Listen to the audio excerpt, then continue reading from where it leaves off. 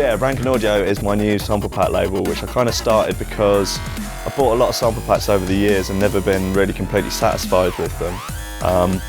What I wanted when I first started was packs which had lots of, well, the noises in like you hear. So if you've got a drum and bass pack, you wanted bass noises like you'd hear in actual drum and bass tracks.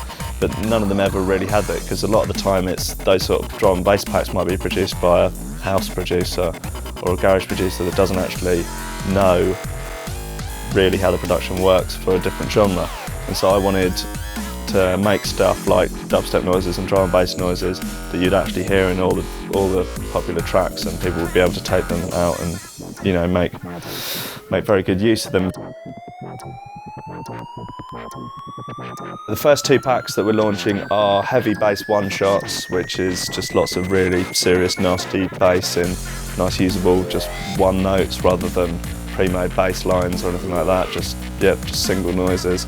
And also a female dubstep vocals pack, which is loads of just single phrases and stuff all at 140 in F minor and G sharp minor, which are kind of like just around the sort of keys that you want for dubstep. And I found a lot of vocal packs are shit generally, or like they'll be really, really cheesy, and it's like, how many samples of someone saying fresh or DJ do you really need? So yeah, stuff that's just simple, usable and effective to put in any production really. There's a few of us. Cliffhanger off my label, he's doing some stuff. He's done an absolutely amazing organic textures and sound effects pack, which is brilliant.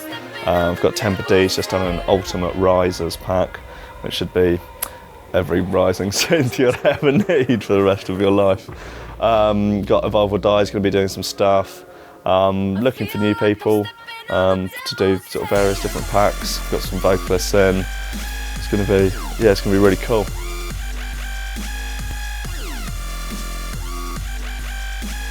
I'm hoping they're going to appeal to everyone really. The first couple of packs are aimed fairly squarely at dubstep and drum and bass, but other packs like the organic textures and doing a pads pack, the risers pack, will be useful for kind of any producers really in dance or anyone looking for those sort of sounds in their tracks. I mean, there's a lot of the sort of weird and new indie and kind of future disco and that sort of stuff, but it'll fit in nicely too. And yeah, I think it'll useful for anyone wanting decent quality sounds of those nature. Various projects on the go at the moment.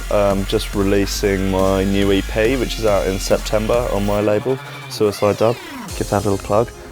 6 tracks that I've done with vocalist Tiger Light. She's the lead vocalist in my live show, which we're starting to kind of roll out now.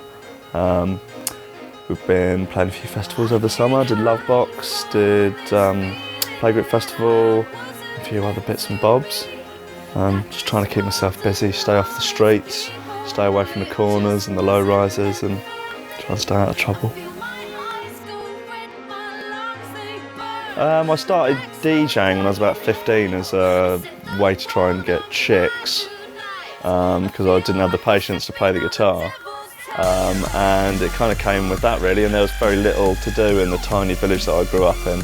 It was either that or smoke bongs behind the football pavilion.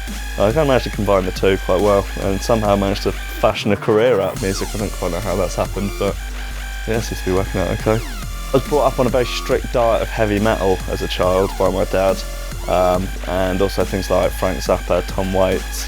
I didn't really get into dance music until I was about 15 or 16, and then had no idea really, and then kind of got into drum and bass.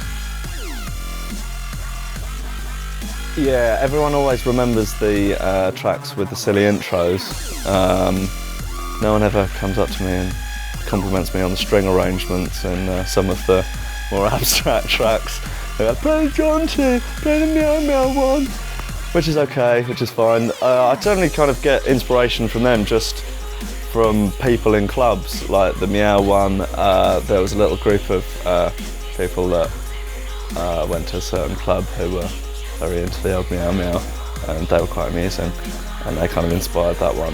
And then the Don't Carry On Like a Rude Boy one, that conversation is pretty much verbatim from a conversation I heard someone actually having outside of a club. And yeah, I just thought it needed to be immortalised in a record. The North American tour was really, really good, really positive. I didn't quite know how it was going to go down over there. Like, I knew dubstep's kind of a growing scene in the US, but kids in the clubs were absolutely mental. Like, there were like hundreds and hundreds and hundreds of people in like even tiny little towns where like, I was one of the first sort of electronic artists to even come to the town, let alone dubstep. And they're turning out in their hundreds to go completely crazy in the clubs. Yeah, it was really, really good response. I was really impressed.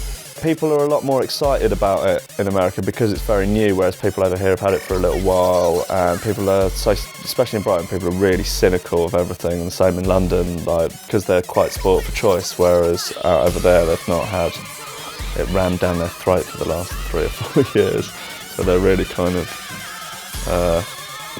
they're really happy to have it. Equipment-wise, for the live setup, at the moment we're running Native Instruments Machine, which I'm using kind of MPC style, just banging out nasty bass noises and synths and that sort of thing. And then I've got that also running the backing track, a kind of minimal backing track of stuff that, because if you sort of took my tracks and tried to break them completely down and have all the elements played live, I'd need about 15 people on stage. It'd be largely quite impractical. So I've got a backing track running minimal stuff, and then I've got a drummer on a MIDI kit triggering drum samples through battery, and then I've got 2 vocalists, one also playing keys, and then Ableton running some stuff as well, and me doing a bit of shouting, various shouting. We've got a guitarist. Hopefully further down the line we'll have some live strings and maybe even a brass section. Be nice.